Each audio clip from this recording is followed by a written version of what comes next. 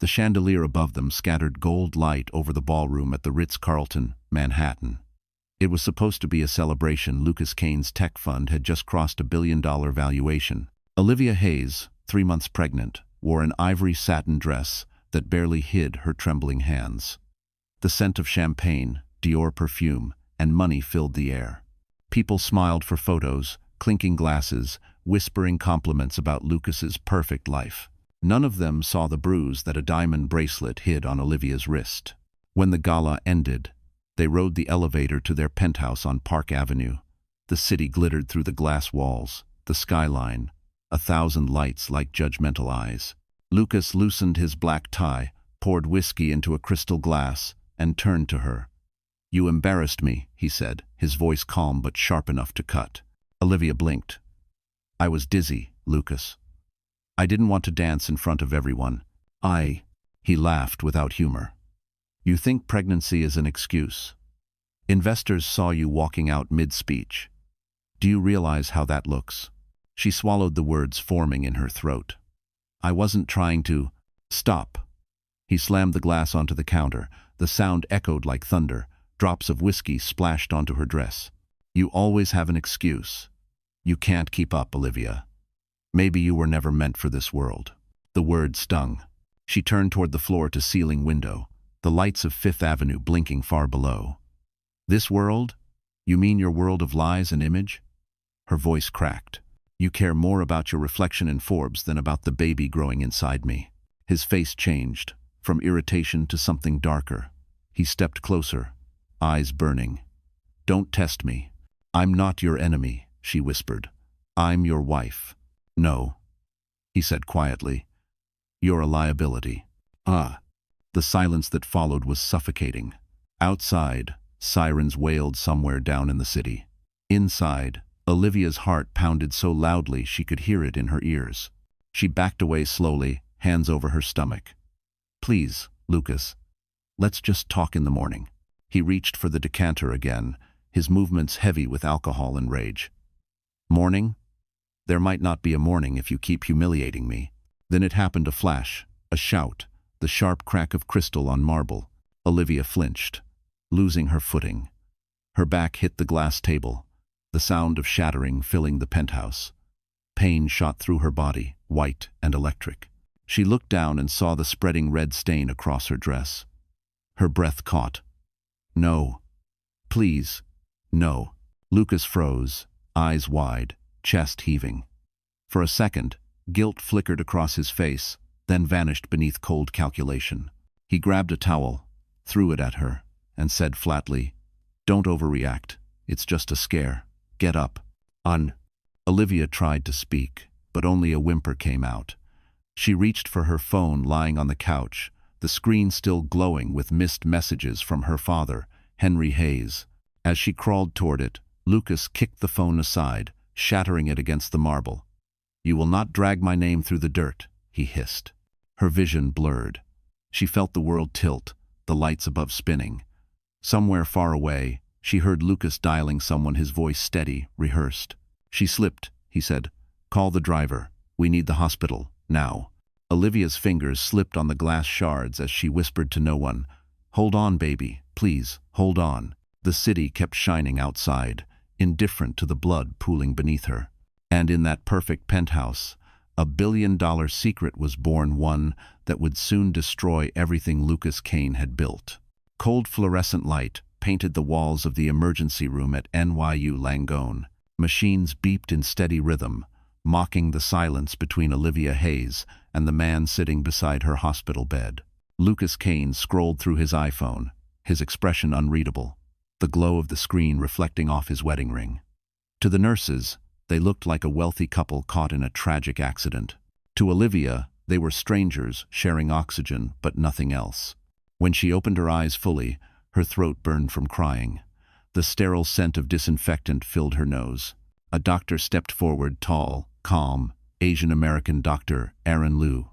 He'd been her classmate once, long before Lucas's world swallowed hers. His voice softened. "Olivia, I'm so sorry. The trauma caused severe bleeding. We couldn't save the baby." The words stabbed her chest like shards of the glass table. She still felt cutting her palms. She turned toward Lucas, expecting a flicker of sorrow. There was none. He just exhaled slowly, as if disappointed by bad press. "You'll recover," he said quietly. "We'll try again when you're stronger." "Try again?" she echoed. "Lucas, our baby," he interrupted. "Stop crying. People are watching." Her heart cracked. The nurse adjusted her IV line, pretending not to hear. Olivia looked at Dr. Liu, tears streaking her face. "I fell," she said mechanically, repeating the story Lucas had whispered in the ambulance. "It was my fault." But Aaron's eyes told her he didn't believe that for a second. Hours passed. The night outside Manhattan windows turned blacker than grief. Lucas left to make a few calls. When the door clicked shut, Olivia broke. She clutched her stomach, sobbing until her chest hurt. Aaron sat beside her, offering a tissue. "You don't have to cover for him," he said softly. "I can't," she whispered. "You don't know what he's capable of." Then came a familiar voice in the doorway, low, tired, trembling with fury. "I know exactly what he's capable of." Her father, Henry Hayes, stood there wearing his old trench coat.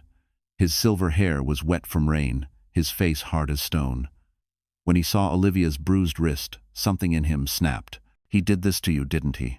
Olivia shook her head weakly, the lie catching in her throat. "Dad, please, don't make it worse." Henry looked at Aaron. "Is she safe here?" "For now," Aaron said carefully.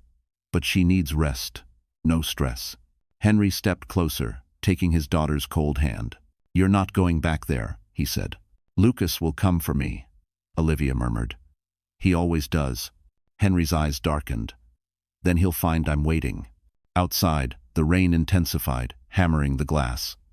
Lucas reappeared moments later, carrying a paper cup of Starbucks coffee, like nothing had happened. "Henry," he greeted, calm and smug. "You look tired." Henry didn't flinch. "If you ever touch her again," Lucas smiled. "You'll what?" "You're not a prosecutor anymore, remember? You lost that job because of me." The silence after that was electric. Olivia stared at the man she'd once loved, now realizing he had destroyed her family long before tonight. Henry leaned close, whispering, "You'll pay for this." Lucas set the coffee on the tray table and smirked. "Don't threaten me in a hospital, old man. Cameras everywhere." Then he turned to Olivia. "When you're discharged, pack your things. I'll send the driver." After he left, Aaron said what no one else dared. "He's dangerous. Document everything. Don't stay silent." Olivia stared at the ceiling, tears sliding silently into her hair. She could still smell Lucas's cologne lingering in the air, power and poison. She whispered to herself, "He took my child. He won't take the rest of me." Outside, thunder cracked over Manhattan. Henry stood by the window, fists clenched, watching Lucas drive away in his black Mercedes EQS. In that instant, he made a silent vow he would expose every secret Lucas Kane ever buried. 2 days after she lost the baby, Olivia Hayes sat at her father's kitchen table in Queens, wrapped in one of his old flannel blankets. The city outside was loud and alive, but inside the small apartment, everything felt frozen.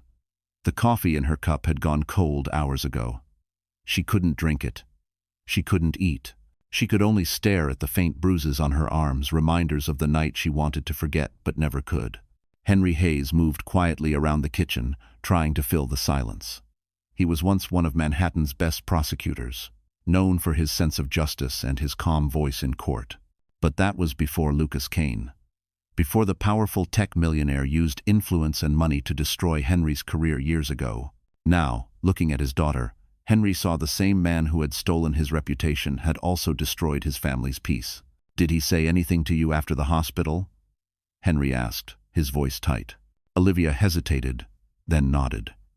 "He sent me an email." She opened her bag and handed her father a thick envelope. Inside was a printed non-disclosure agreement, neat, cold, impersonal, and a small silver USB stick. Henry pulled out his reading glasses, scanned the text, and his jaw clenched. $2 million, he said, in exchange for your silence. Forever. "There's also a new MacBook Pro and a debit card," Olivia said softly. "He said it was A gift. Henry slammed the papers down. A gift? That's hush money. He's paying you to bury the truth. Olivia's voice trembled. Dad, I'm scared. If I sign, maybe he'll leave us alone. If I don't, he'll come after you anyway, Henry said, sitting across from her. That man only understands control. The moment you sign that, he owns your silence. Tears rolled down her cheeks. I can't fight him, Dad. He has lawyers. He has friends in the press. Everyone will believe him. Henry reached across the table and gripped her hands. Then we don't fight him alone. I still know lawyers who hate bullies like him. We'll start there. At that moment, Olivia's phone buzzed. It was Lucas. A message appeared on the screen. If you care about your father's safety, sign the agreement. Her hands shook. She deleted the message before Henry could see it, but the fear on her face gave her away. He threatened you, didn't he? Henry said. Olivia nodded slowly. He said he can ruin you again, that he already has files about your past mistakes. Henry laughed bitterly. My only mistake was trusting that snake years ago. He stood, grabbed his coat. We'll find a lawyer tonight. I know someone who won't back down. That night, Olivia met Claire Monroe, a defense attorney known for taking impossible cases. Claire sat across from her at a small midtown cafe, flipping through the NDA. Classic Kane move, she said. He's protecting himself from a domestic abuse scandal while under SEC investigation. If this gets out, he loses investors. You're the crack in his armor. Olivia stared at the document. If I don't sign, what happens? Claire looked her straight in the eye.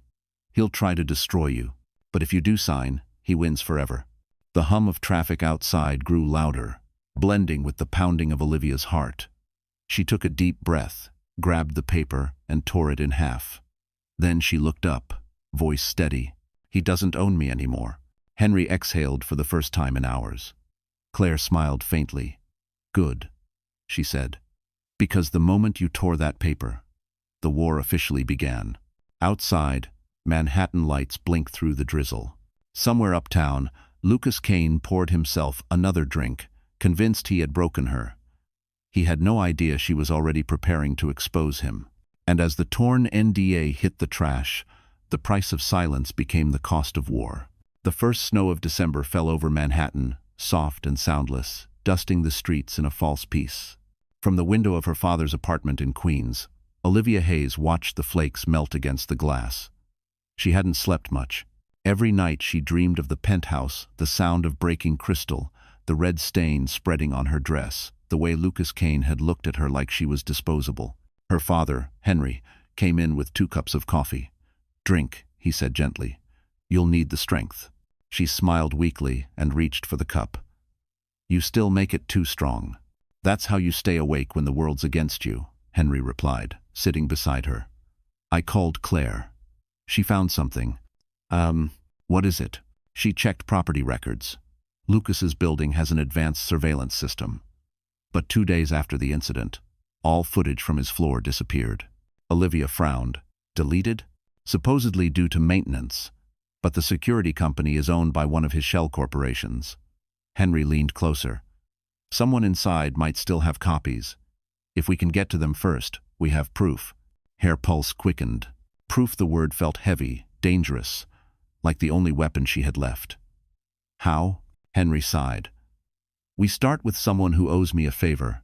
Later that afternoon, Henry met an old contact, Detective Morales, outside a diner near Wall Street. Morales still wore his badge, but looked like a man haunted by too many compromises. You didn't get this from me, he said, sliding Henry a paper napkin with a name scribbled in blue ink, Tom Adler, building IT manager. He's scared of Kane, but he might talk if it helps him sleep at night. That night, Henry and Olivia drove to Park Avenue in his aging Toyota, blending into the traffic of black Mercedes and Bentleys. The skyscraper loomed above them, glass and arrogance. Inside, Tom Adler met them in the lobby, his eyes darting nervously. I shouldn't be doing this, he muttered. Mr. Kane's people watch everything. Olivia's voice was calm but urgent. Please, Tom. He killed our baby. He'll hurt others if no one stops him. Tom hesitated, then handed Henry a small flash drive. Backup files. Not the full video, but timestamps and audio fragments from the elevator and hallway. Enough to prove something happened. Keep it quiet. Henry slipped the drive into his coat pocket. You did the right thing. As they walked back toward the car, Olivia noticed headlights following them, a silver Mercedes EQS, same model Lucas drove. Her breath hitched. Dad, Henry looked in the rearview mirror. I see it. He made 2 random turns, but the car stayed behind. Finally, he pulled into a crowded gas station. The Mercedes slowed, then drove off into the night. When they reached home, Olivia's hands were shaking. He knows we're looking. Henry locked the door and placed the flash drive inside an old wooden box on his desk, the one that once held his Mont Blanc pen from his days as a prosecutor. Then let him watch, he said. We'll give him something to see. Hours later, while Olivia tried to sleep, Henry plugged the drive into his laptop. The audio crackled to life, faint voices, muffled by static.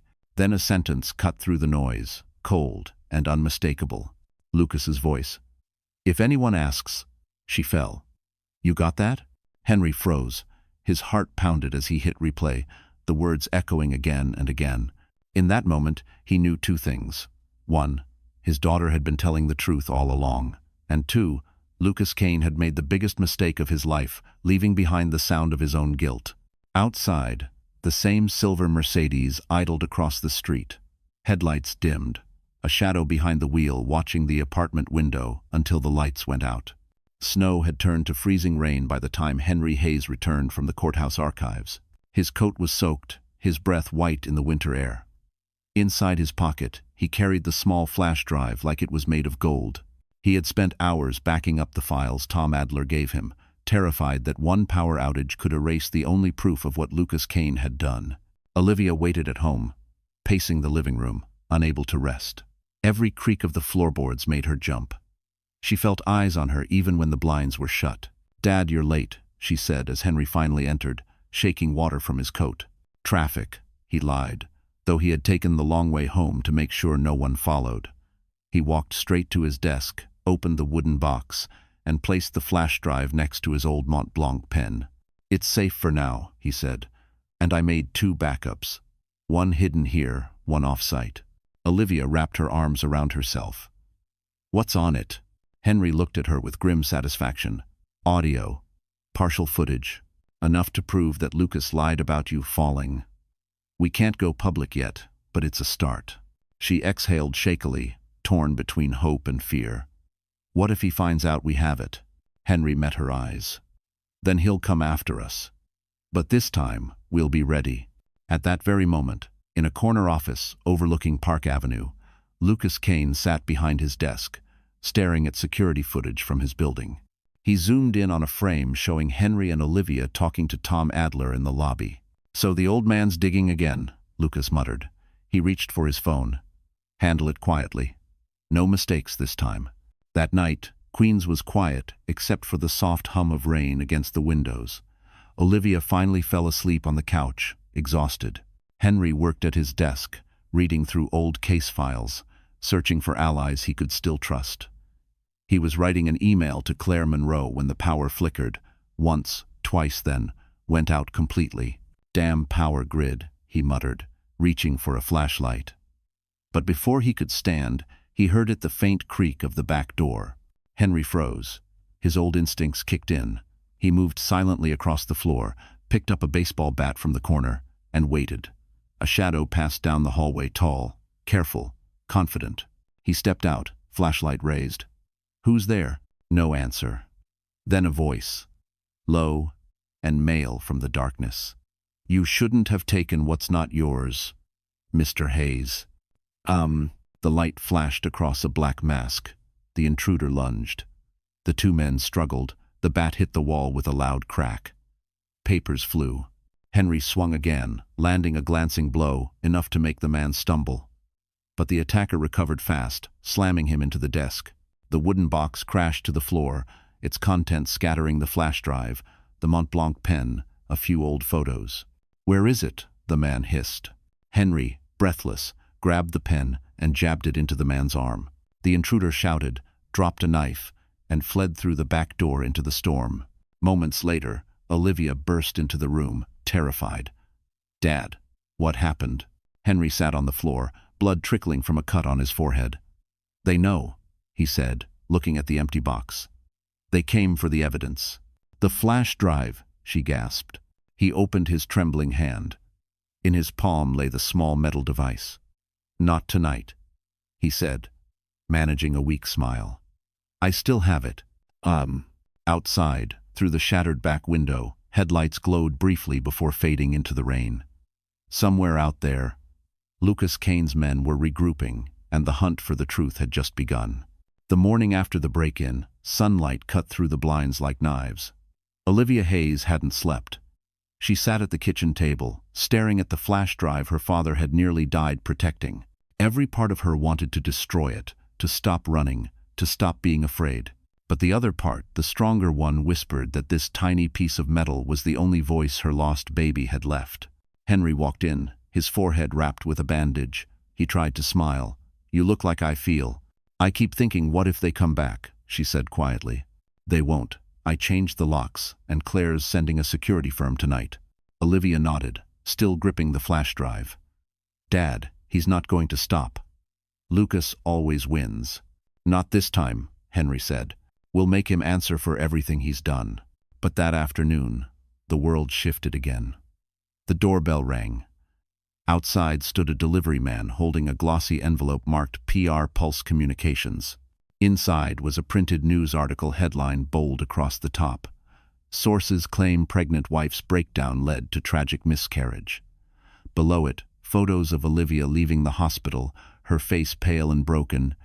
Captioned, "Witnesses describe violent outburst." Olivia's knees buckled. "He's already ahead of us," she whispered. Henry read the fine print anonymous quotes, "fake witnesses, even a fabricated police report." Lucas had turned the story upside down, painting Olivia as unstable, violent, hysterical. Her phone buzzed with messages from former coworkers. "Are you okay? You should tell your side. Why didn't you say you had issues before?" Tears blurred her vision. "He's destroying me." Henry put a hand on her shoulder. "He's trying to scare you back into silence. That's his pattern." Olivia laughed bitterly. "It's working." She pushed the articles away, trembling. "Everyone will believe him. He's rich. I'm just the crazy wife." Henry's eyes hardened. "Then we fight facts with truth." That evening, Claire Monroe arrived, wearing her usual black coat and carrying a folder thick with documents. "He's using media deflection," she explained. "It's what powerful men do when they're cornered. But we can flip it. There's a reporter I trust, Rachel Torres from the Financial Ledger. She's been digging into Lucas's shell companies for months. If we give her a reason, she'll bite." Olivia hesitated. "If this goes public, he'll know it's me." Claire nodded. "Yes, but he already knows. The question is, do you want him to fear you?" For the first time, Olivia didn't answer with words. She picked up her phone, opened her photo gallery, and began scrolling through images, bruises on her arm, shattered glass on the penthouse floor, a hospital wristband still stained with blood. Her hands shook as she selected them all. "Send these to Rachel," she said. "Tell her everything. No filters." Henry's jaw tightened with pride. "That's my girl." By midnight, the first whispers appeared online. A single tweet from Rachel Torres. "When billion-dollar men hide behind NDAs, sometimes the women they tried to silence start speaking instead." Lucas Kane was at a private bar downtown when his phone started buzzing. His PR manager slid the phone across the table. "Sir, something's trending." Lucas scrolled through the thread, the color draining from his face. Photos. Dates. Hospital records. Her bruises. He exhaled slowly, a smile curving at the corner of his mouth. "Then it's war." At that same moment, across the city, Olivia stood by her father's window, the skyline glimmering through the rain. For the first time since the loss, she didn't feel powerless. But in the shadows of a nearby building, a man lifted a camera lens toward her window, snapping photos to feed the next lie. The truth had finally found daylight, and so had the danger. The next morning, the sky above Fifth Avenue gleamed like polished silver. Storefronts sparkled with diamonds and glass reflections, and among them stood the Tiffany & Co. boutique, an icon of perfection, luxury, and deceit. Olivia Hayes almost turned back 3 times before stepping through those blue doors. The email had come the night before, short and taunting. "Meet me at Tiffany's. I think you'll want to see what I'm wearing. Camila." Camila Voss, Lucas Kane's new PR advisor. The woman who smiled in every tabloid photo at his side. The same woman who had comforted him during Olivia's hospital stay. The world didn't know that the mistress had been there long before the miscarriage, that her perfume still clung to Olivia's old pillowcases. Olivia entered the boutique, her coat tight around her frame, nerves shaking under her skin. Camila stood near the engagement ring section, dressed head to toe in white, her hair perfectly curled. On her finger shimmered a diamond large enough to blind anyone with sense. "Do you like it?" Camila asked, raising her hand toward the light. "Lucas has excellent taste. It's the Tiffany Legacy cut. Rare." Olivia stared, speechless. Her voice finally came, cracked but steady.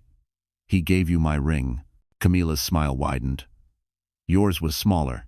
He said he wanted something that reflected where he is now." She leaned closer.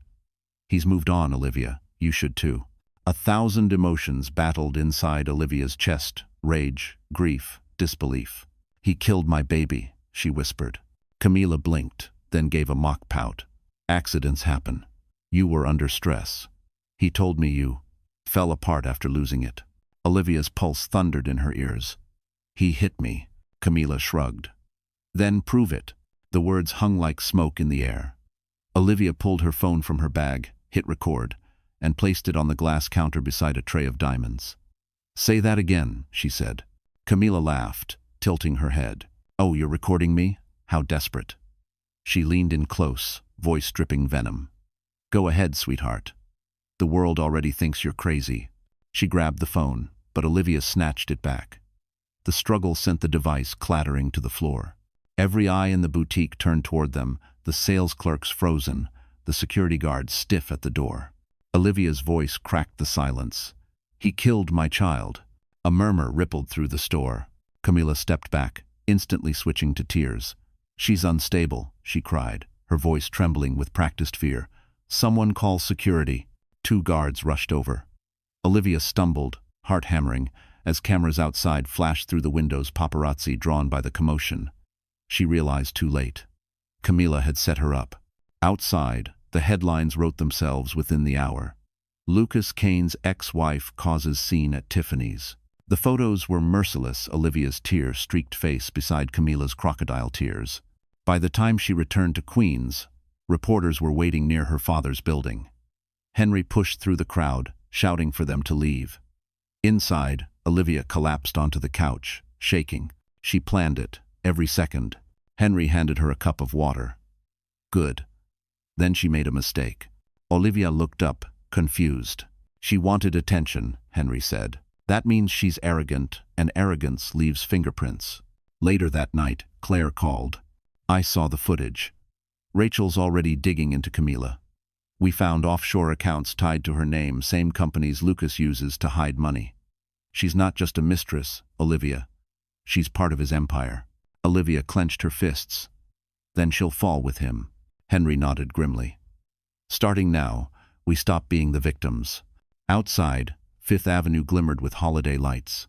Somewhere uptown, Camila toasted her reflection with champagne, thinking she'd humiliated the wife.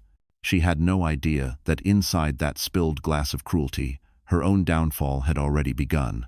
Snow still clung to the edges of Manhattan, melting under the glow of Christmas lights.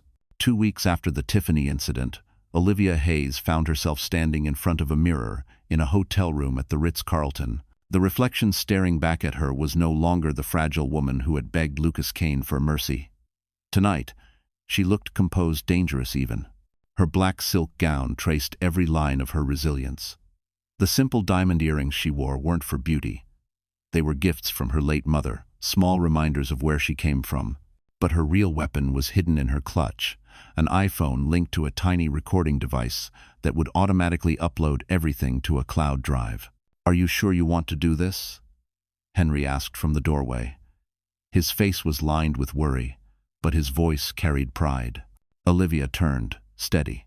"He's hosting this charity gala to wash his reputation clean. I'm going to make sure the world sees what he really is." Henry nodded, slipping her a small earpiece. "Claire and Rachel will be on standby. If anything happens, say the word Mercury. We'll move in." Downstairs, the ballroom shimmered with gold and deception. The event was called the Future of Hope Gala, organized by Lucas's Tech Foundation to support mental health awareness. The irony made Olivia's stomach twist. Reporters, influencers, and CEOs mingled beneath chandeliers while jazz hummed from the stage. And then he appeared, Lucas Kane, the man who had once held her hand in whispered dreams, now wearing a tailored black tuxedo and the same cold smile he'd worn in courtrooms and headlines. Cameras flashed as he walked to the podium. "Tonight," he announced smoothly, "we celebrate resilience, the power of overcoming hardship." Olivia almost laughed. The word resilience coming from him felt like poison. In the crowd, Camila Voss stood beside him in a sequined gown, perfectly styled, playing the role of supportive fiancée. She didn't notice Olivia yet. Rachel's voice crackled softly through the earpiece. "Camera crew ready. Remember, booth photos are automatically stored on their cloud. Get near him when he's off stage. We'll extract the files." Olivia moved like smoke through the crowd, smiling politely, pretending to be another anonymous guest. Every step brought her closer to the man who had destroyed her life. Her heart pounded, but her fear had burned into something sharper focus. At the bar, she ordered sparkling water. "Nervous?" a voice asked beside her. It was Camila, smirking. "I didn't expect you'd show your face here." "I wanted to congratulate you," Olivia replied evenly. "You and Lucas look happy." Camila's smile faltered just for a moment before she caught herself. "We are. Some people aren't built for this world, Olivia. You never were." Olivia leaned in. "Maybe. But some of us learn how to survive it." Before Camila could respond, Lucas joined them. His smile froze when he saw Olivia. "You shouldn't be here," he said under his breath. "Why not?" "You always said I should support your work," she answered, her tone cool. He glanced toward the cameras and forced a grin, pretending to toast with her for the photographers. "Don't cause a scene," he hissed quietly. Olivia lifted her glass, voice soft but cutting. "You already did, Lucas. You just don't know it yet." When the flash went off, her device captured their voices perfectly. Rachel's whisper came through the earpiece. "We got it. Audio's clear. Uploading now." Lucas excused himself, his jaw tight, leading Camila away toward the backstage area. Olivia followed at a distance. She found them behind the curtain, arguing in low tones. Camila's voice was sharp. "You promised she'd disappear." Lucas grabbed her arm. "Keep your voice down. Everything's under control." But Olivia had already hit record again. When she stepped out of the ballroom 30 minutes later, snow began to fall once more. Her clutch vibrated. Rachel's text appeared. "File uploaded. We have the proof." Olivia looked back at the hotel, at the glittering facade hiding monsters behind masks. For the first time, she wasn't running from Lucas Kane. She was walking straight toward his ruin. The morning after the gala, Manhattan was gray and heavy with fog. Olivia Hayes woke up to the soft vibration of her phone on the nightstand. Her first thought was panic. Had Lucas Kane found out? But when she checked the message, it was from Rachel Torres. It worked. "We have it." Her heart raced. She opened the link. Rachel sent a short, grainy clip from the gala's photo booth, the kind designed for guests to record cheerful greetings for the charity reel. But this one was different. In the video, the camera caught a reflection behind the shimmering curtain. Lucas's arm gripping Camila's wrist, his voice low, venomous, but clear. "The baby was a mistake. She was a mistake. I'll make sure she never speaks again." Olivia froze. She felt every nerve in her body turn to ice. The sound of his voice, calm, deliberate, heartless, hit her harder than any physical blow. Henry entered the room holding 2 cups of coffee. "You okay?" She turned the phone toward him. He watched the clip silently, his face hardening with every second. "That's it," he said. "This ends him." Claire Monroe arrived an hour later, dressed sharply in navy, carrying her laptop. She played the clip again and nodded. "The timestamp matches the event feed. This isn't just gossip. This is evidence, and it ties into our domestic abuse claim. But we'll need to secure the original file from the booth system to make it admissible. How? Olivia asked. Rachel's already working on it. She knows someone on the hotel's tech team. Claire's tone turned darker. Once Lucas realizes this clip exists, he'll panic. Expect a counterattack. That counterattack came faster than expected. By noon, Olivia's phone exploded with notifications. A headline blared across gossip sites. Disgraced ex. Wife manipulates charity footage to smear CEO Lucas Kane. Attached was a statement from Lucas's PR team claiming Olivia had hacked the charity's servers. They even included a fabricated screenshot of an email she'd sent to a journalist offering the clip for money. Olivia's stomach churned. He's framing me. He's desperate, Claire said. Desperate men make mistake. Rachel called minutes later, her voice breathless. He's trying to delete the booth footage. I can intercept, but I need 20 minutes. Olivia grabbed her coat. Where are you? The Ritz-Carlton. Basement data servers. I'm coming. Henry tried to stop her. No, Liv. Let us handle it. But she was already at the door. He destroyed my life once. I'm not hiding anymore. Traffic crawled through Midtown as the sky darkened. When she reached the hotel, security was everywhere. Lucas's private guards mixed with the building staff. She slipped through the side entrance, her hood pulled low. In the basement hallway, Rachel met her with a laptop bag slung across her shoulder. Got the file. Full resolution video, backup logs, metadata. It's all here. Before they could leave, the elevator doors slid open. Lucas stepped out. The air froze. Well, he said with a smile that didn't reach his eyes. My two favorite women in one place. Rachel instinctively hid the laptop behind her. We were just leaving. Lucas's bodyguards blocked the exit. I think you should stay, he said softly. You know, Olivia, I almost admired you for trying. But this little game, it's over. Olivia stared straight at him. You're right. It is. She pressed the emergency record button on her phone. Say that again, Lucas. About the baby. About me being a mistake. For a moment, his mask slipped. You think I care? He snarled.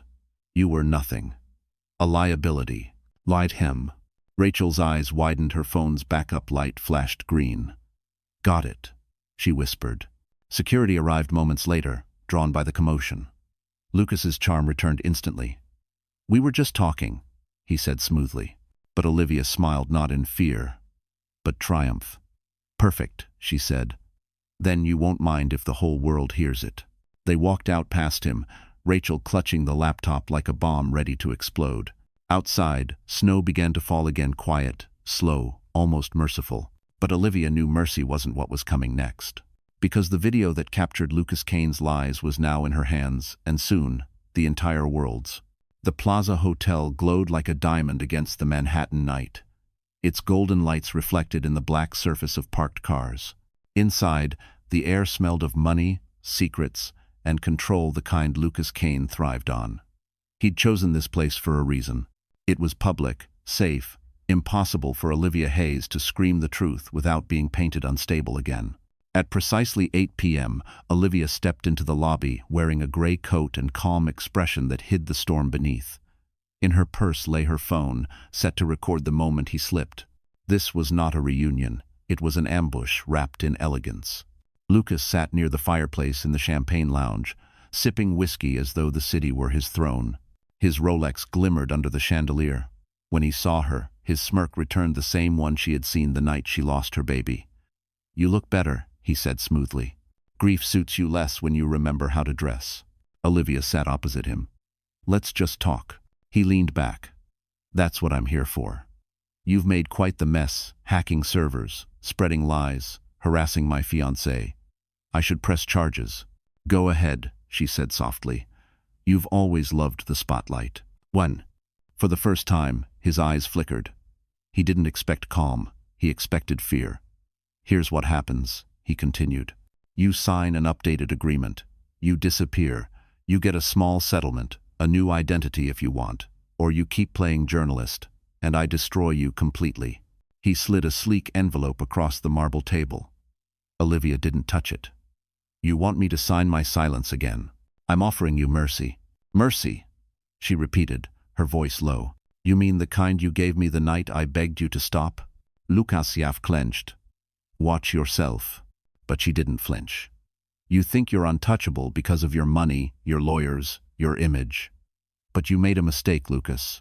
You forgot to look behind the cameras. He frowned. What are you talking about? Olivia smiled faintly. The gala, the photo booth. It recorded everything, your voice, your words. She was a mistake. Remember that? The color drained from his face before arrogance returned. You don't have proof that will stand. My people will make sure of that. She leaned forward, resting her elbows on the table. Your people. You mean the same ones who sold your offshore files to Rachel Torres? The same people who just leaked your shell companies to the Financial Crimes Bureau? He froze. Olivia's phone buzzed. She tilted the screen so he could see Rachel's text. It's live. SEC has the data. FBI next. Lucas's smile vanished completely. What did you do? Exactly what you taught me, she said. I learned how to play dirty but better. He stood abruptly, knocking the whiskey over. The sound drew a few glances from nearby guests. You think this is over? He hissed. I can still ruin you. She rose too, unafraid. You already did. But now everyone will see what you are. Security approached, alarmed by the tension. Olivia turned to them, calm and clear. You might want to escort Mr. Kane out. He's about to have a very public meltdown. Lucas glared, chest heaving. You won't win. Then you haven't been paying attention, she said. He stormed out, his footsteps echoing through the lobby like thunder.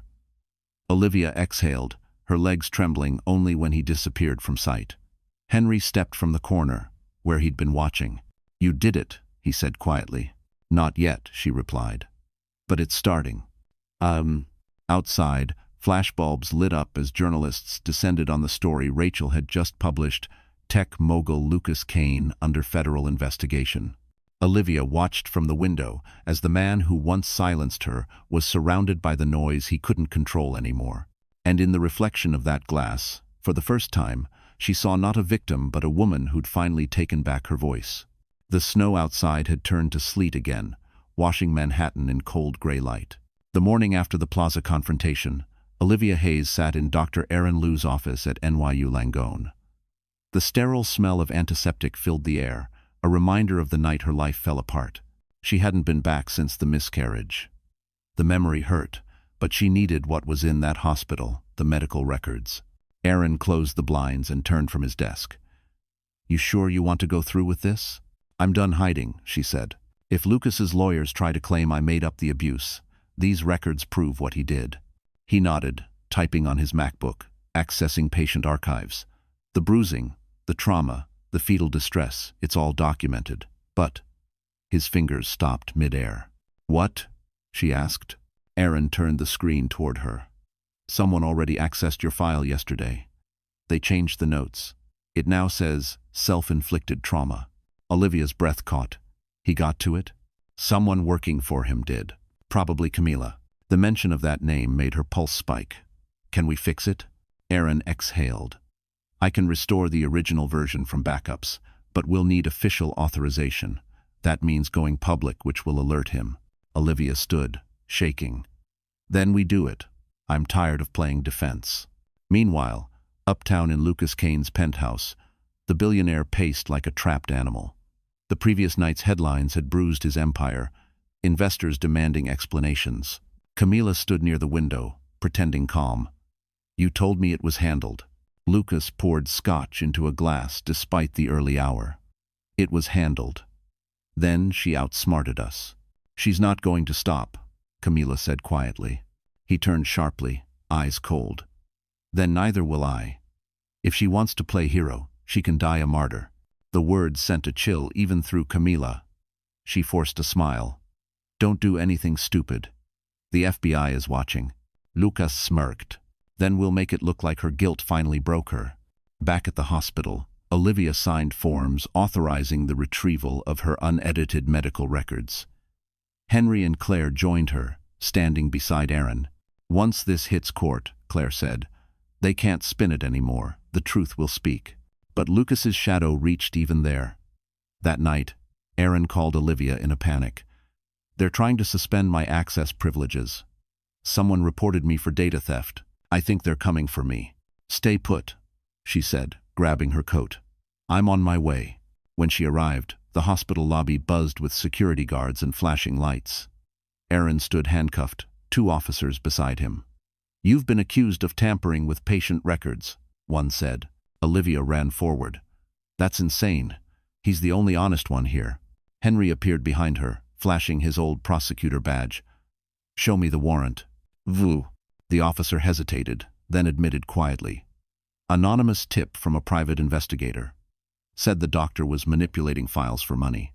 Olivia turned toward the corridor and froze. Camilla Voss stood there in a white trench coat, arms crossed, smirking. "You should have stayed quiet," she said softly. "Now everyone thinks your doctor friend is dirty. Such a shame." Olivia's voice shook. "You're helping him destroy more lives, Camilla." "Why?" Camilla tilted her head. "Because he keeps promises, and you don't. Besides," she glanced at Aaron being led away, "everyone loves a good tragedy." Henry stepped forward, but Camilla was already walking out, her heels clicking like gunshots on tile. Later, in a dim corner of the parking garage, Aaron was released on bail, furious but unbroken. "She underestimated me," he said.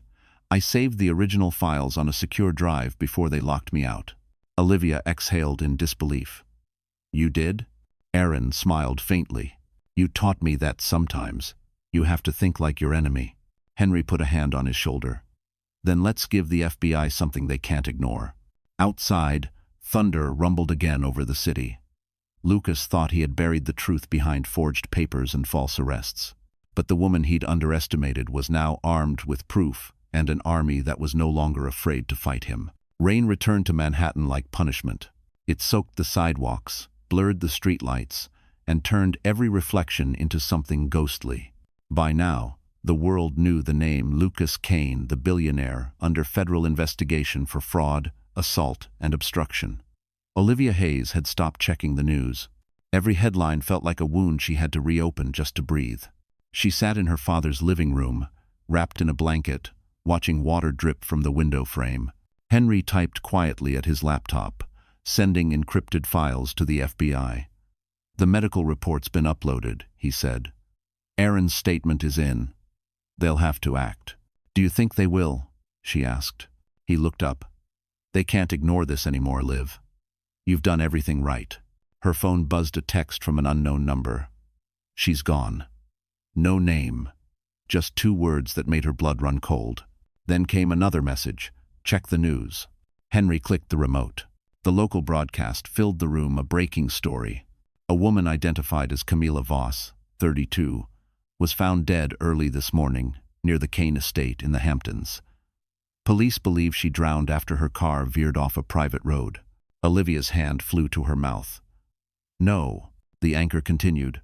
"Authorities are treating it as an accident, though foul play has not been ruled out." Henry muted the TV. The silence pressed in. "You think he—" "Yes," Olivia whispered. "He killed her." She stood up, pacing. The last time she'd seen Camilla was at the hospital, smug and certain. And now she was gone.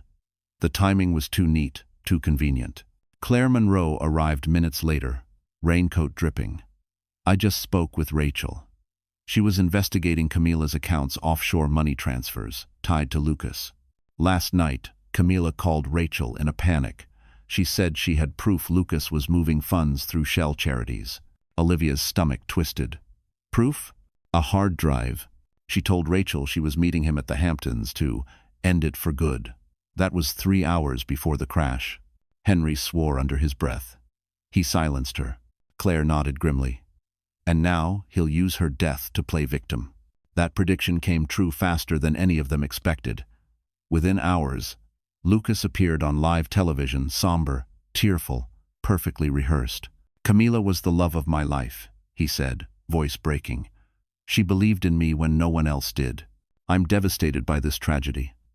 I hope the media gives her family peace." Olivia stared at the screen, shaking with fury. "He's lying to millions of people, and they believe him." "Not all of them," Claire said. "Rachel's publishing a story tonight, the wire transfers, The voicemail Camila left. We can't prove murder yet, but we can show motive. Later that night, Olivia met Rachel in a small diner on the outskirts of the city. The journalist looked exhausted, eyes rimmed red. She slid a small USB across the table. Camila sent this at 11:40. 2 p.m., 30 minutes before she died. Olivia plugged it into her laptop. The video opened shaky, dim, filmed from a car interior. Camila's voice trembled. If anything happens to me, it's Lucas. He said no one will believe me because I'm the other woman. But I have everything, the files, the recordings, the bank accounts. He's a monster. The video cut out. Olivia stared at the blank screen, pulse pounding. We have her last words. Rachel nodded. And the metadata shows it was filmed near the lake where they found her car. Henry leaned back, rubbing his temples. It's enough to open a homicide case. Outside, the storm thickened, wind lashing the diner windows. Olivia looked out at the rain-smeared skyline. He's losing control, she said quietly. Rachel zipped her bag, her voice steady but grave. When men like Lucas start losing control, people die. Be careful. Olivia met Herchaze. He's not the only one with power anymore. And for the first time, she didn't sound afraid, only ready. That night, as thunder rolled over the city, the story shifted again from scandal to murder. And now, Lucas Kane wasn't just a villain in the headlines. He was a killer on borrowed time. 3 days after Camila's body was pulled from the lake, New York City buzzed like a live wire. The scandal around Lucas Kane had exploded. Talk shows, podcasts, and financial news channels all dissected the fall of the tech visionary turned suspect. For Olivia Hayes, it wasn't vindication yet, just noise. She knew what was coming next. His counterstrike. She stood before her mirror, fastening the simple silver pendant that had belonged to her mother. Behind her, the faint morning light filtered through half-drawn blinds. Henry watched silently from the doorway, hands in his coat pockets. You don't have to go to that press conference, he said. The FBI can handle it now.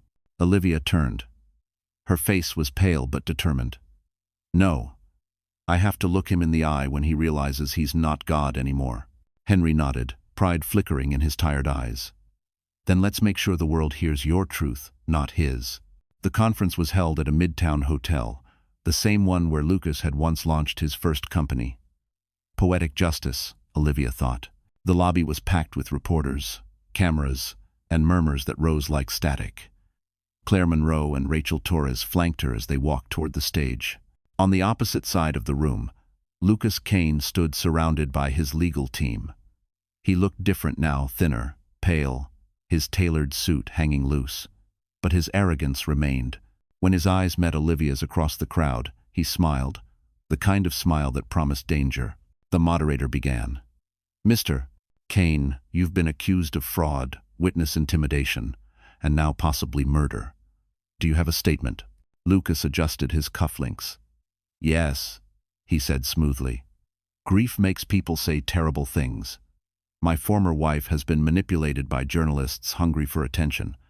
I only pray she finds peace. Every flash of a camera felt like lightning. Olivia's fingers dug into her chair.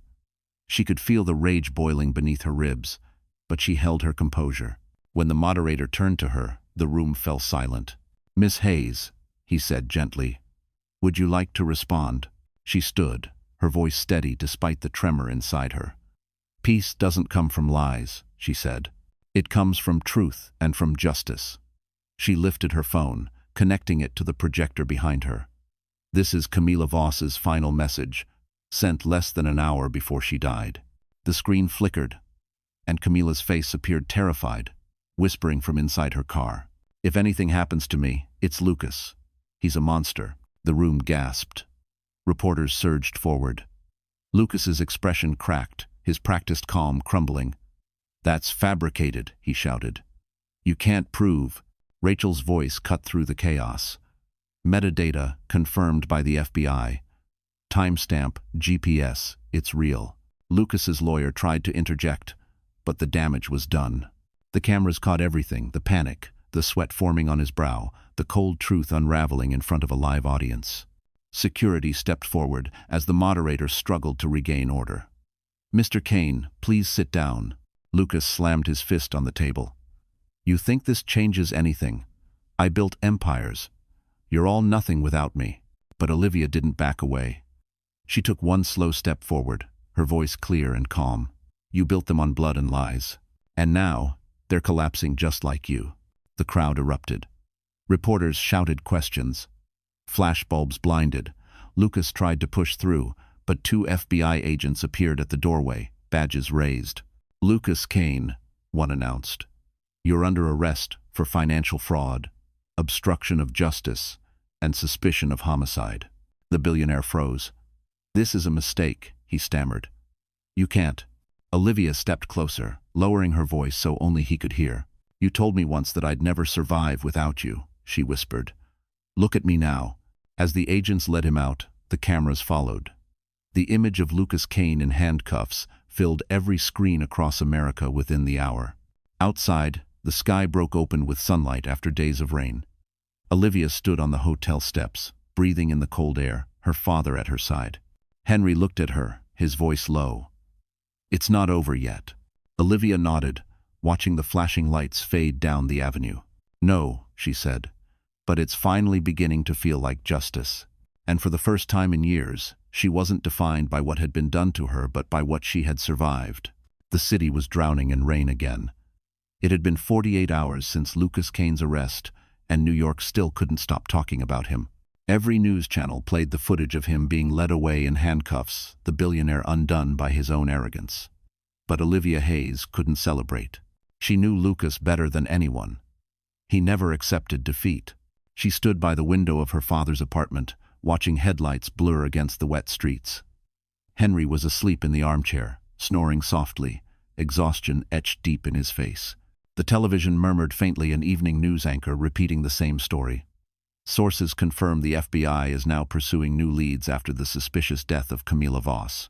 Olivia turned off the screen. The quiet was deafening. Something inside her refused to believe it was over. Lucas had always planned 2 steps ahead. He had money hidden, allies planted, secrets buried. Even behind bars, he could still reach her. At exactly midnight, her phone buzzed. Unknown number. A text message glowed on the screen. You think I can't still find you? Her blood ran cold. She dropped the phone. Dad, she whispered, shaking Henry awake. He's not in custody. Henry blinked, confused. What? Before she could answer, the lights flickered once, twice, then went out.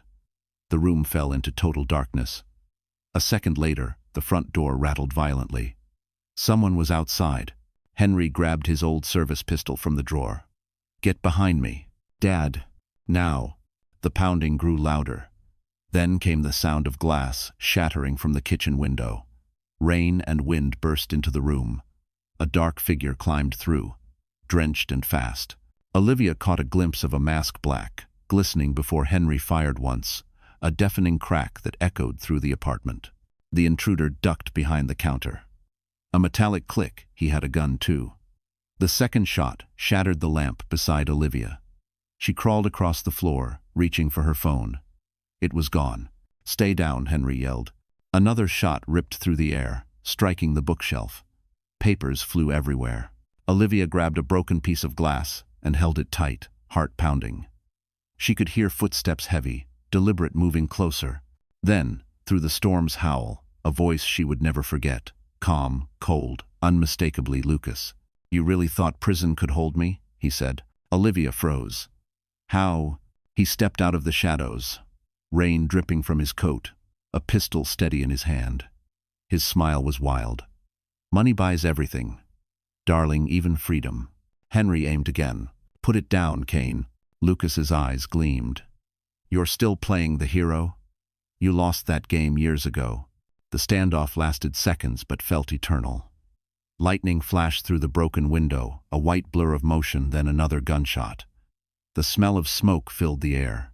Lucas stumbled backward, clutching his shoulder, the gun falling to the floor. Henry stood shaking, both hands on the weapon. You're done, he said. But Lucas laughed, blood dripping onto the tiles. You can't kill me. I'll live forever in her head. Not anymore, Olivia said. She swung the glass shard, cutting across his forearm as he lunged. He roared in pain. Henry tackled him to the ground. Sirens wailed in the distance. Neighbors had called the police. When officers burst in moments later, they found Lucas bleeding, screaming that he'd been set up again. They dragged him out in handcuffs for the second and last time. Rain poured through the shattered windows, washing the blood from the floor. Olivia leaned against the wall, trembling. Henry put a hand on her shoulder. "It's over, Liv. It's finally over." Outside, lightning cracked across the sky like justice itself. And as the sirens faded into the storm, Olivia realized she wasn't the terrified wife anymore. She was the woman who had survived the monster and lived to see him fall. The storm that nearly tore the city apart had finally passed, leaving Manhattan washed clean and trembling under pale morning light.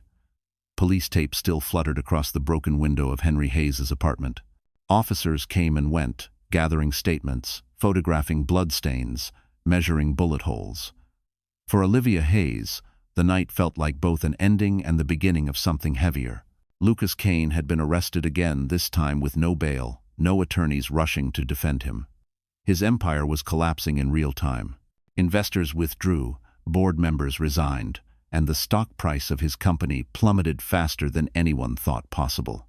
But Olivia knew the war wasn't over until she made sure every secret he had buried was pulled into the light.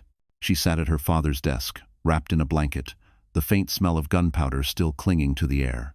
On the desk sat a small silver USB drive, the same one Henry had kept hidden for months. It contained the first audio proof of Lucas's confession, the files from the surveillance footage, the medical reports Aaron Liu had saved, and now the police report from the attack.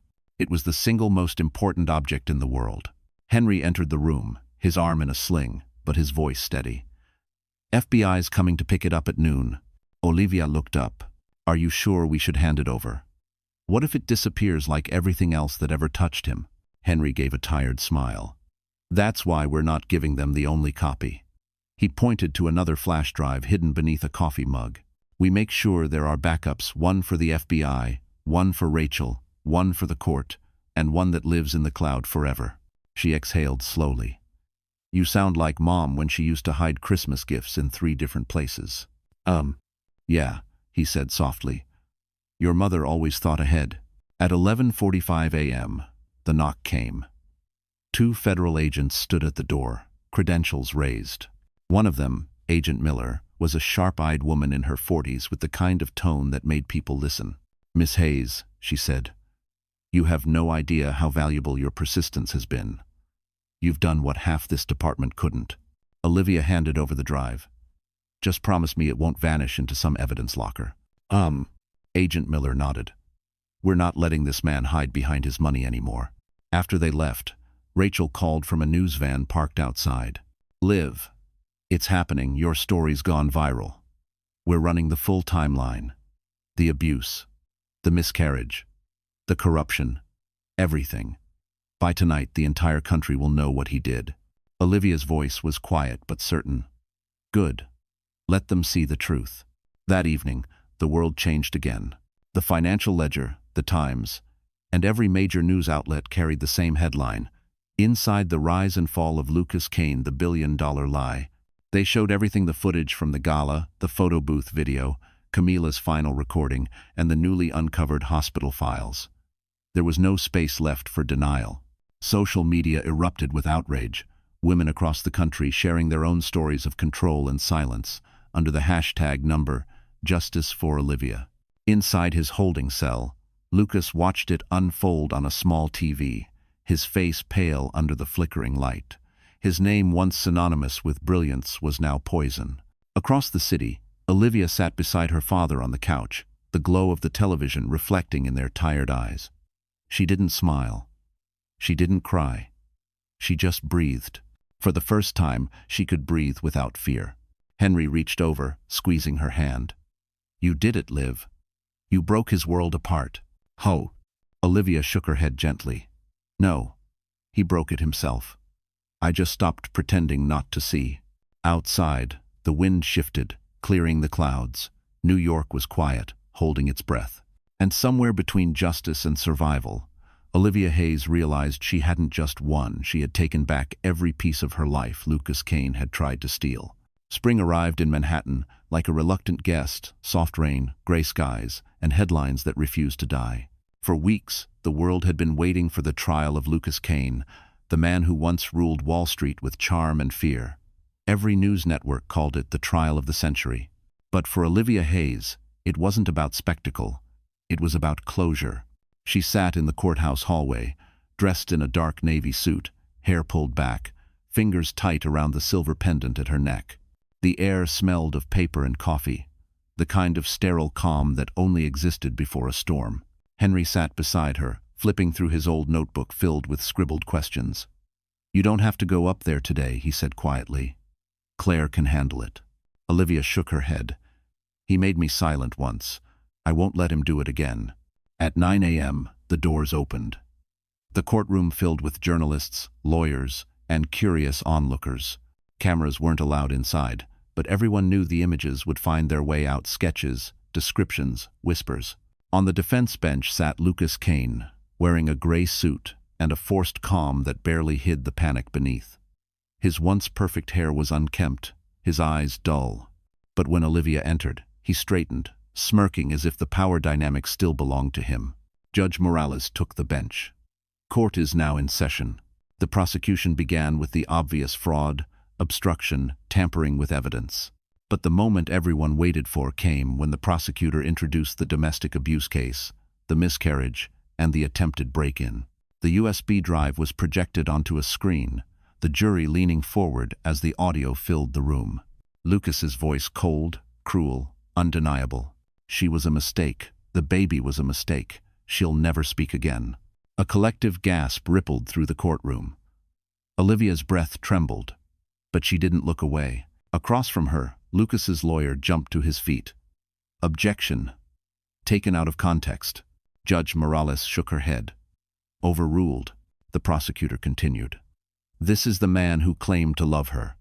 This is the man who said he was incapable of harm.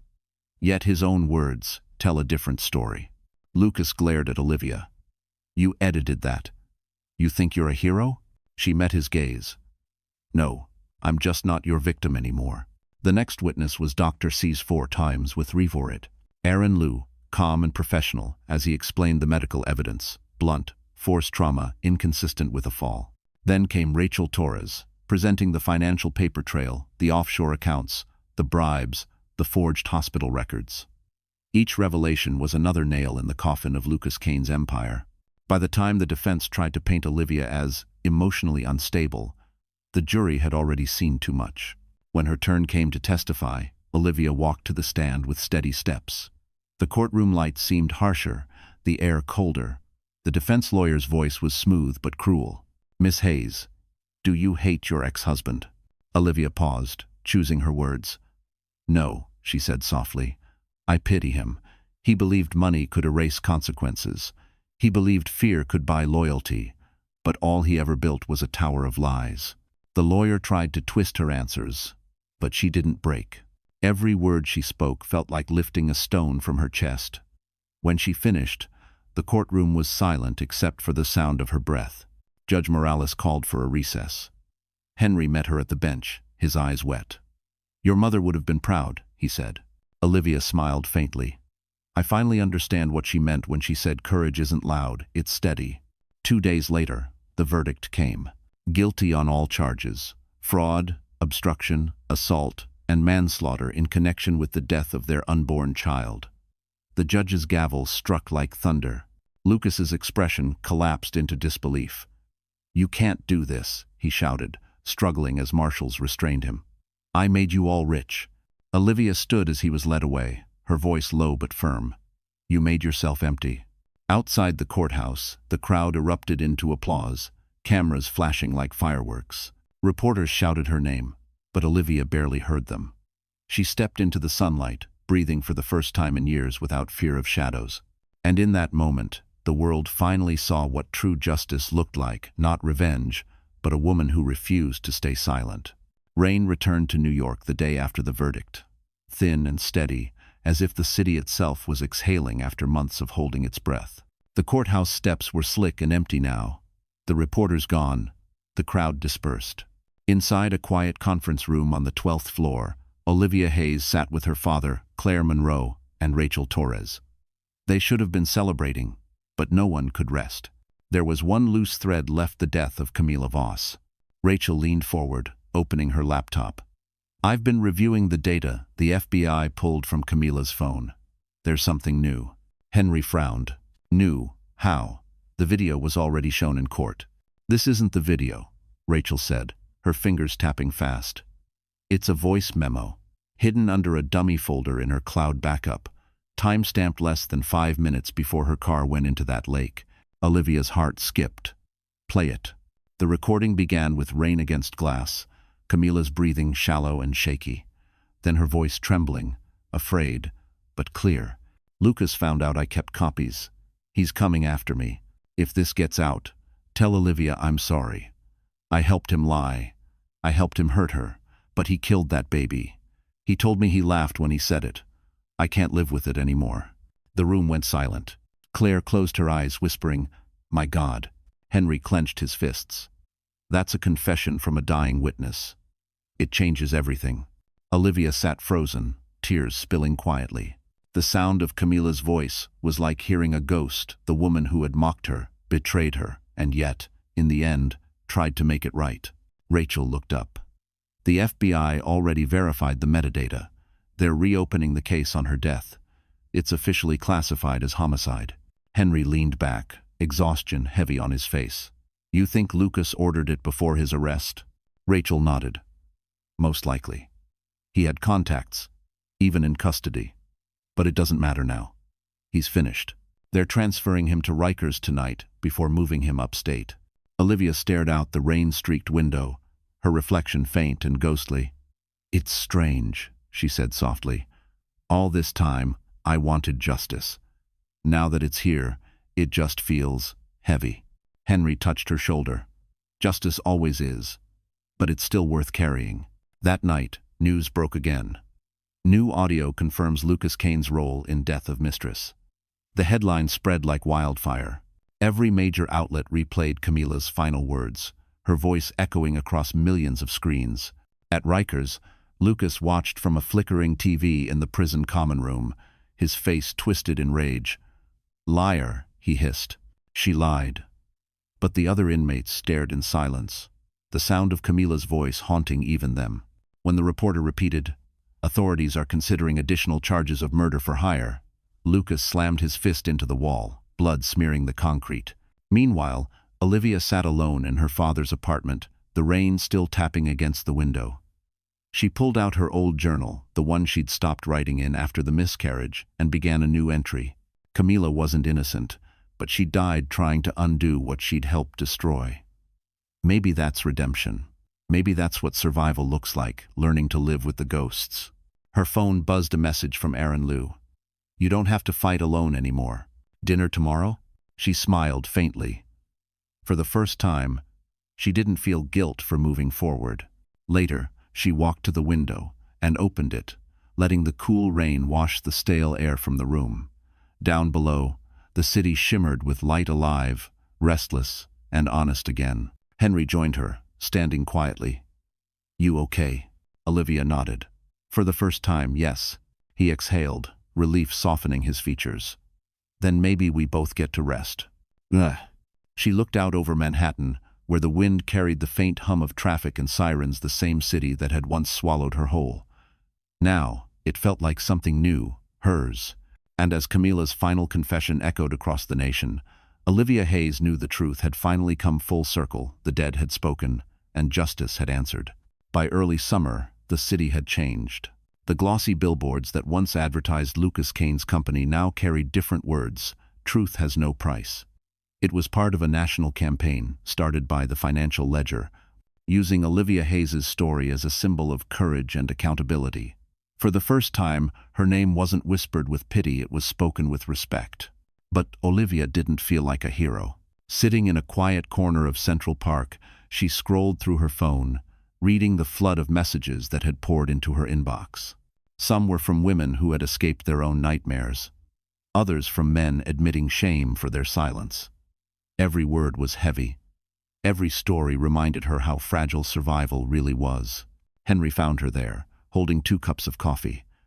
"You've been sitting here for hours," he said gently. "I needed air," she replied, setting the phone down. "It's strange. Everyone keeps thanking me, but I didn't save anyone. I just told the truth." "That's what saves people," Henry said, sitting beside her. "You told the truth when it could have killed you. That's what they see." She smiled faintly. "You sound like Mom." He looked out over the park, the sunlight glinting off the pond. She would have liked this ending. That afternoon, Olivia and her legal team met at Claire Monroe's office. The walls were lined with framed headlines. "Kane convicted. Camila's final words. Hayes Foundation launches." Claire stood at the head of the table, her tone brisk but proud. "The civil settlements are closing. The board will transfer a portion of Lucas's assets into a victims fund. You'll have full authority to oversee it." Olivia blinked. "You mean the money he used to control people?" Claire nodded. "Now it'll help them instead." "Poetic, isn't it?" Rachel chimed in, grinning. "I already have reporters calling it the Hayes Fund. You're officially the face of reform." Olivia laughed softly. "I never wanted to be anyone's face. I just wanted peace." "You've earned both," Claire said.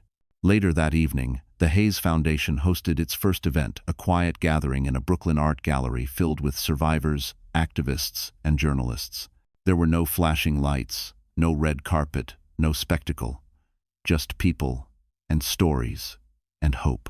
Olivia walked through the crowd, greeting women who had written to her, mothers holding hands with daughters, students with notebooks full of questions.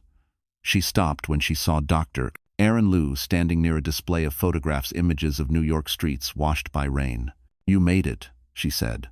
"Wouldn't miss it," Aaron replied. "You look at peace." "Almost," she admitted. "I keep waiting to wake up and find it all undone." He smiled gently. "Then maybe it's time you start believing it's real." Henry joined them, smiling at the sight of his daughter, surrounded by light instead of fear. "Your mother would have said the same thing," he said. The speeches began. Rachel introduced Olivia, her voice clear and reverent. This woman stood up against power, against fear, against the lie that silence protects us. Tonight, she stands for everyone who thought justice was impossible. Olivia stepped to the microphone, the room falling silent. She looked out at faces filled with expectation, and for a moment she saw the past, the penthouse glass, the hospital lights, the courtroom glare. Then she exhaled, steady. "I used to think surviving was the end of the story," she began. "But survival is just the beginning. Healing isn't loud or quick. It's 1,000 quiet moments where you choose to keep going. Tonight isn't about what I lost. It's about what we all found our voices." The applause was soft at first, then thunderous. Henry's eyes glistened. Aaron clapped beside him, smiling with quiet admiration. Outside, the city lights shimmered like stars reborn. The skyline that once symbolized her prison now looked like freedom. And as Olivia stepped off that stage, she realized the world finally believed her, not because she was perfect, but because she never stopped fighting for the truth. Autumn returned to New York in shades of gold and rust, soft light pouring through the windows of Olivia Hayes's new apartment overlooking the San Francisco Bay. She had moved there 3 months after the trial, far from the penthouse where her nightmare began, far from the noise of headlines and pity. The air here was cleaner, the silence gentler. For the first time, she could hear herself think. Her days were simple now. Mornings spent at her creative studio, Hayes & Co., a small but growing brand helping survivors tell their stories through art and design. Evenings were quieter. Tea, soft music. The occasional phone call from her father checking in before his retirement ceremony back in New York. But tonight was different. It marked 1 year since the verdict, 1 year since she had stood in that courtroom and looked her abuser in the eye. Olivia set a vase of lavender on her desk, inhaling its calm scent, and smiled faintly. The past still hurt, but it no longer owned her. The knock on the door came just after sunset. When she opened it, Aaron Liu stood there, holding a small bouquet of daisies and wearing that crooked smile she'd grown to trust. "Daisies," she said softly. "You remembered." "Hard to forget," he replied. "They were the first thing you noticed in the hospital right before you told me to stop pitying you." She laughed, the sound light and real. That sounds like me. He stepped inside, looking around the cozy space. You've built something beautiful here, Olivia. I just wanted a place that felt like mine. They sat by the window, the city lights flickering across the water. Silence stretched between them, comfortable, honest. Aaron handed her an envelope. Your father sent this, said to open it with company. She smiled, tearing it open. Inside was a photo Henry standing proudly beside a plaque that read, Hayes Foundation, in honor of every woman who found her voice. Beneath it, a note in his handwriting, You turned pain into purpose. I'm proud of you, kid. Love, Dad. Her throat tightened. He still writes like a detective, she said, laughing through tears. Aaron placed his hand gently over hers. He's right, you know. You did what most people only dream of. You turned survival into meaning. Olivia looked down at their hands, warm against the cool glass table. I didn't do it alone. He squeezed gently. No one ever does. They talked for hours about work, about healing, about the strange way life rebuilds itself after destruction. At one point, Olivia caught his gaze lingering on her longer than before. There was no pity there, no rescuing, just admiration. I used to think love meant control, she said quietly. That's what Lucas taught me. But maybe love is just safety, being seen and not being afraid. Aaron nodded. That's exactly what it is. She looked out at the skyline, her reflection overlapping the city lights. I don't know if I'm ready. You don't have to be, he said gently. You just have to be open. The next morning, Olivia woke to sunlight streaming through the curtains. Her phone buzzed a message from Rachel. The foundation hit 10 million in donations. You did it. She smiled, typing back. We did it. Lent. Later, she walked down to the pier, a coffee in hand, the wind cool against her skin. The world felt vast again, not terrifying, but full of possibility. She thought about all the women who had written to her, all the stories still waiting to be told. As she watched the sun dip below the horizon, Aaron joined her, quiet at first, then slipping his hand into hers. She didn't pull away. For once, she didn't need to. And as the golden light settled over the bay, Olivia Hayes finally understood healing isn't forgetting the past. It's learning how to live fully after surviving it. The morning mist drifted gently across the San Francisco Bay, blurring the line between sky and sea. Olivia Hayes stood barefoot on her small balcony, wrapped in a wool blanket, her hair tousled by the ocean wind. A year had passed since the verdict, 6 months since she launched the Hayes Foundation's first national campaign, and 3 days since her father's heart attack. Henry had survived, but the scare had shaken her deeply. She closed her eyes, breathing in the salt air, trying to steady the wave of emotions inside her. Healing, she'd learned, wasn't a straight road, it was a spiral, one that kept circling back to old memories until they lost their power. Her phone buzzed on the table beside her. A message from the State Corrections Department. Notification. Inmate Lucas Kane deceased, cardiac arrest during transfer. No next of kin listed. For a long moment, she just stared at the words.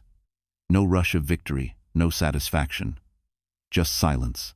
She walked back inside and sat at her kitchen table, the same spot where she'd written her first testimony. The past flooded back, the penthouse glass, the hospital lights, the courtroom applause. And now, this. The ending she had dreamed of, but one that didn't feel triumphant, only final. Aaron Liu arrived an hour later, carrying a bag of groceries and his usual quiet calm. You heard, he said softly. She nodded. It's over. He set the bag down. Then why do you look like it's just beginning? Because it is, she said, her voice barely above a whisper. I spent so long waiting for justice that I forgot what peace is supposed to feel like. Aaron poured 2 cups of coffee, the steam curling in the morning light. You don't owe anyone a reaction. You survived him. That's enough. Olivia took the cup, warming her hands against it. Do you think people like him ever realize what they did? Aaron shook his head. Maybe in their last breath, or maybe never. But that doesn't matter anymore. What matters is what you do next. 1. That evening, Olivia drove to the ocean cliffs outside the city, a place Henry had once shown her when she first moved west. The air was cool and sharp, the waves crashing below like applause from a world that had finally stopped watching. In her coat pocket, she carried a small Tiffany locket, the one she'd bought years ago when she was pregnant. Inside was a photo of the ultrasound, faded now, edges worn. She knelt on the rocks, opening the locket one last time. "You were the beginning," she whispered, voice trembling. "You're the reason I survived." The wind caught her hair as she stood and threw the locket into the sea. It glittered once in the dying sunlight, then vanished beneath the waves. Behind her, Henry's voice called out, rough but warm. "I thought I'd find you here." She turned, smiling through tears. He walked slowly toward her, leaning on his cane. "You look lighter," he said. "I let go," she whispered. He nodded approvingly. "Then maybe now we can both rest." They stood together, watching the sun sink beyond the horizon, painting the sky in fire and gold. Olivia felt a deep calm spreading through her, the kind that comes not from winning, but from surviving with her soul intact. When they returned home, her inbox was full again, letters from women all over the world thanking her, sharing their stories, telling her that her courage had become theirs. She smiled and typed her final message to her foundation's supporters. "Justice isn't revenge, it's truth, spoken aloud until silence has nowhere left to hide." She hit send, closed her laptop, and looked out at the bay one last time before bed. And as the stars reflected in the water, Olivia Hayes finally understood peace isn't the absence of pain, it's the decision to stop letting pain define you. Her story was no longer about tragedy, but rebirth, and in that, she was finally free. So, that's how her story ends, not with revenge, but with peace.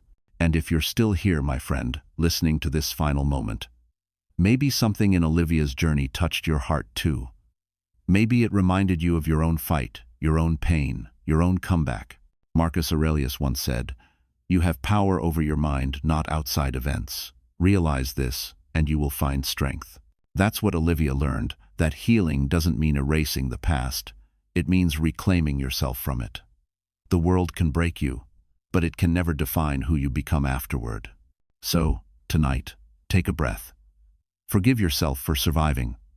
Let go of what you can't control. And remember, peace isn't something that just happens. It's something you choose every single day. If this story stirred something inside you, if it reminded you that pain can turn into purpose, then don't just keep it to yourself. Hit that like, share it with someone who needs a little strength tonight, and subscribe so we can keep walking through stories that heal, one truth at a time. You're still here, and that means you're stronger than you think.